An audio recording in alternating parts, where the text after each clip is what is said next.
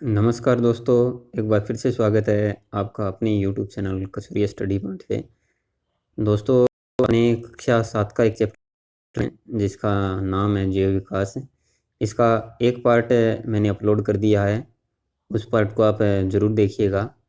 और अगर आपको वीडियो पसंद आई तो वीडियो को लाइक और शेयर ज़रूर कीजिएगा, और साथ ही अगर आपने चैनल को सब्सक्राइब नहीं किया है तो प्लीज़ चैनल को सब्सक्राइब ज़रूर कीजिएगा। तो दोस्तों, अपने साइंस के टॉपिक पढ़ रहे हैं, ये राजस्थान बोर्ड की जो बुक है उससे पढ़ रहे हैं, सारे के सारे टॉपिक है। और निश्चित ही एग्ज़ाम में इनसे क्वेश्चन है वो पूछे जाते हैं। किसी भी कंपटीशन एग्ज़ाम में ये टॉपिक अगर आपके सिलेबस में दिए हो तो निश्चित ही ये वीडियो आपके लिए बहुत ही कारगर सिद्ध होगी। तो दोस्तों, आज का जो टॉपिक है वो अपने पढ़ेंगे, जो वर्गीकरण पढ़ रहे थे उसमें से योजक कड़ी का प्रमाण है वो अपने देखना है।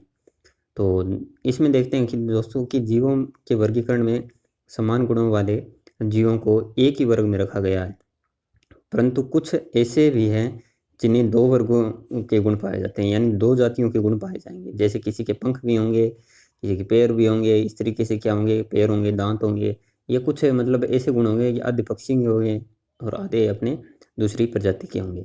तो इस तरीके के जो है वो अपने पढ़ते हैं। तो पहला वर्ग है इसमें ओर्कियोप्टेरिक्स।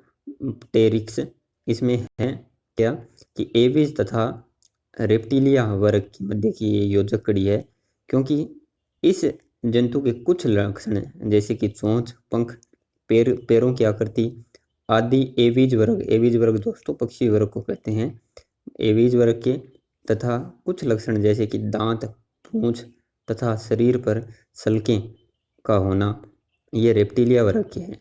तो ये देखिए, इसका डायग्राम दर्शाया है, ये ओर्कियोप्टेरिक्स का चित्र दर्शाया हुआ है इसमें, ये आप देख सकते हैं। और इसके अलावा कुछ और है, देखिए इसमें क्या है। इसी तरह प्लेटिप्स और इकिडिना और रेप्टिलिया और मैमल के मध्य की योजक कड़ी है। ठीक है, ये दो और आपको याद रखने हैं। ठीक है, अब अपने देखते हैं कि भौगोलिक वितरण संबंधित प्रमाण देखें तो क्या कह रहे हैं भौगोलिक, जैसे क्या है कि किस कुछ जगह क्या है, मतलब अपने ये कंगारू पाए जाते हैं, तो कुछ जगह अपने कह सकते हैं जिराफ पाए जाते हैं। तो इस तरीके से भौगोलिक वितरण है ना, उससे संबंधित प्रमाण अपने पढ़ने जा रहे हैं कि आजकल पादपों और जंतुओं के भौगोलिक वितरण में विविधताएं पाई जाती है। उदाहरण के लिए प्लेटिप्स, एकिडना, कंगारू तथा यूकेलिप्टस पादप केवल ऑस्ट्रेलिया में ही पाए जाते हैं।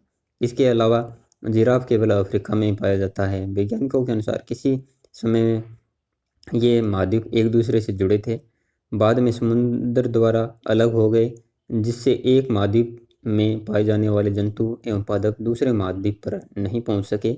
परिस्थितियां भिन्न होने से अलग अलग जगह के अनुसार उनकी संरचनाओं में भिन्नता आ गई। अंतः भौगोलिक परिवितरण भी जैव विकास को प्रमाणित करता है। अब इसके कुछ सिद्धांत दोस्तों बहुत ही मोस्ट इम्पोर्टेंट है, अक्सर एग्जाम में ये इनसे क्वेश्चन जरूर आता है। कौन कौन से सिद्धांत अपने वो अपने देखते हैं कि जीव जगत के विकास के कारण ही नई जातियां बनी और यह क्रम आज भी चल रहा है। जैव विकास के क्रम को समझाते हुए कुछ वैज्ञानिकों ने विभिन्न सिद्धांत दिए। जैव विकास के सिद्धांत निम्नलिखित है। सबसे पहला है लेमार्क का सिद्धांत, फिर है डार्विन का सिद्धांत, फिर है उत्परिवर्तन का सिद्धांत। तो लेमार्क का सिद्धांत अपने पढ़ते हैं सबसे पहले। यह सिद्धांत 1809 ईस्वी में जॉन बैप्टिस्ट डी लेमार्क ने दिया था, और इसे उपार्जित लक्षणों की वंशानुगति का सिद्धांत भी कहते हैं। लेमार्क के अनुसार वातावरण में हुए परिवर्तनों के कारण अधिक प्रयोग में आने वाले अंग अधिक विकसित व कम प्रयोग में आने वाले अंग लुप्त हो जाते हैं। यानी इनका कहना क्या था कि जिन अंगों का अपने यूज ज़्यादा करते हैं वो तो क्या होंगे, ज़्यादा विकसित हो जाएंगे, और जिनका अपने यूज ही नहीं करते हैं वो क्या हो जाएंगे, विलुप्त हो जाएंगे। जैसे जिराफ अफ्रीका में पाया जाता है, उसकी टांगें और गर्दन लंबी होती है, यह ऊंचे ऊंचे पेड़ों की पत्तियां खाकर जीवन व्यतीत करता है। लेमार्क के अनुसार उनके पूर्वज इतने लंबे नहीं थे, वे आसानी से घास फूस खा लेते थे। तो ये जिराफ का विकास है, उसके गर्दन का लंबा होना है, वो दर्शाया हुआ है इस चित्र में। धीरे धीरे वातावरण में परिवर्तन होने के कारण रेगिस्तान बनने लगे, घास फूस समाप्त हो गई, पेड़ों की पत्तियां जो ऊंचाई पर थी को प्राप्त करने के लिए जिराफ को अपनी टांगों और गर्दनों का अधिक उपयोग करना पड़ा। फलस्वरूप उनकी टांगें व गर्दन लंबी होती गई। ये कारण पीढ़ी दर पीढ़ी वंशानुगत हो गए। इसी तरीके से इन्होंने सांप के बारे में कहा है कि सर्प है, ये भूमि में बने बिलों में रहता है। पैर बिल में घुसने में बाधा उत्पन्न करते थे, इसलिए पैरों का उपयोग कम करने के कारण वे छोटे होते गए और अंत में लुप्त हो गए। तो इसका क्या है, कुछ वैज्ञानिकों ने क्या है खंडन किया है, और कौन कौन है वैज्ञानिक, यानी इनका विरोधाभास भी है कि वैज्ञानिकों ने लेमार्क के सिद्धांत का खंडन किया है। उनके अनुसार अगर चूहों की पूंछ पीढ़ी दर पीढ़ी काटी जाती है तो कभी पूंछ कटा हुआ चूहा पैदा नहीं होता है। और लड़कियों में पीढ़ी दर पीढ़ी अपने क्या है कान छिदवाए जाते हैं, परंतु कभी कान छिदी हुई लड़की पैदा नहीं होती है। तो ये बात भी एकदम सही है दोस्तों। तो अपने समझ सकते हैं कि अगर लेमार्क का सिद्धांत सही है तो क्या हो, सभी लड़कियां क्या होगी, जन्म से क्या हो, कान छिदी हुई होनी चाहिए, लेकिन ऐसा नहीं होता है। अब अपने पढ़ते हैं डार्विन का सिद्धांत। चार्ल्स डार्विन ने जैव विकास हेतु प्राकृतिक वर्णन का सिद्धांत दिया है। डार्विन के सिद्धांत में विभिन्न चरण निम्नानुसार है। पहला है सजीवों में संतानोत्पादन। तो इसका अपने कुछ चरण है दोस्तों, वो चरण देखते हैं। तो सजीवों में संतानोत्पादन की देखते हैं तो प्रत्येक जीव अपनी जाति को बनाए रखने के लिए संतानोत्पादन करता है। हाथी अपने जीवन काल में लगभग 8 संतानें उत्पन्न करते हैं। यह एक धीमा प्रजनक है, यानी हाथी है ना, तो हाथी का जो गर्भकाल है दोस्तों वो 22 महीने का होता है। ठीक है, ये भी आपको याद रखना है। एक जोड़ी हाथी नियमित रूप से जनन करने लगे तथा उनसे उत्पन्न सभी संतानें नियमित रूप से जनन करती हो तो लगभग 750 वर्ष में एक जोड़ी में लगभग 19 लाख हाथी उत्पन्न हो जाएंगे और हाथियों की संख्या बहुत अधिक हो जाएगी, परंतु ऐसा नहीं होता है। दूसरा देखिए अपने जीवन संघर्ष। अधिक जीवों की संतानोत्पत्ति से जीवों की संख्या बढ़ने से जीवों में आपस में आवास और भोजन के लिए संघर्ष होने लगता है। इसे जीवन संघर्ष कहते हैं। यह संघर्ष अपनी जाति के जंतुओं व अन्य जाति के जंतुओं में से भी होता है। जो सक्षम होता है वही जीता है, यानी जो सक्षम होगा वही जिएगा। संघर्षों के कारण विनाश होने से प्रकृति में जीवों की संख्या संतुलित व नियमित रह जाती है। तीसरा चरण है अपना प्राकृतिक चरण। जीवन संघर्ष में वे जंतु ही जीवित रहते हैं जो अपने आप को प्रकृति अर्थात वातावरण के अनुसार ढाल लेते हैं। यदि वे इसमें सक्षम नहीं होते हैं तो वे नष्ट हो जाते हैं। चौथा है नई जातियों की उत्पत्ति। लाभदायक लक्षणों की वंशागति पीढ़ी दर पीढ़ी होती रहती है। वह हानिकारक अनावश्यक लक्षण धीरे धीरे विलुप्त व अवशोषित हो जाते हैं।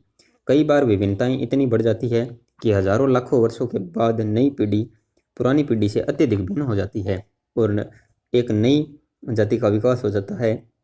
उदाहरण के लिए प्रारंभ में कुत्ता, गिद्दड़ व भेड़िया है, ये तीनों क्या है एक ही जाति के सदस्य थे, परंतु वातावरण परिवर्तन के कारण स्वयं को वातावरण के अनुसार बनाए रखने के लिए इनके आकार व शारीरिक लक्षणों में अंतर आ गया और हजारों वर्षों के बाद अंत में कुत्ता व भेड़िया व गिद्दड़ है उनकी नई जातियां विकसित हो गई।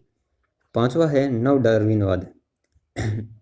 नव डार्विनवाद का सिद्धांत क्या कहता है कि डार्विन ने अपने पुराने सिद्धांत में नए दृष्टिकोण जोड़कर नव डार्विनवाद का सिद्धांत दिया। इसके अनुसार नई जाति की उत्पत्ति जाति विशेष के सदस्यों में जीन परिवर्तन के कारण होती है। केवल आनुवंशिक विभिन्नताएं वंशानुगत होती है। वातावरण विभिन्नताएं जंतु के समाप्त होते ही क्या हो जाती है, समाप्त हो जाती है, यानी जंतु के साथ ही समाप्त हो जाती है। छठा है अपने उत्परिवर्तन का सिद्धांत है। ये ह्यूगो डी ब्रिज नामक वैज्ञानिक ने उत्परिवर्तन का सिद्धांत दिया था। उन्होंने जब पौधों पर परीक्षण किया तो पाया कि कुछ पौधे अकस्मात अपनी जाति से बिल्कुल भिन्न उत्पन्न हुए। ये लक्षण वंशागत होकर पीढ़ी दर पीढ़ी स्थानांतरित होते गए। इन्हीं अकस्मात वंशागत लक्षणों परिवर्तनों की क्रिया को उत्परिवर्तन कहते हैं।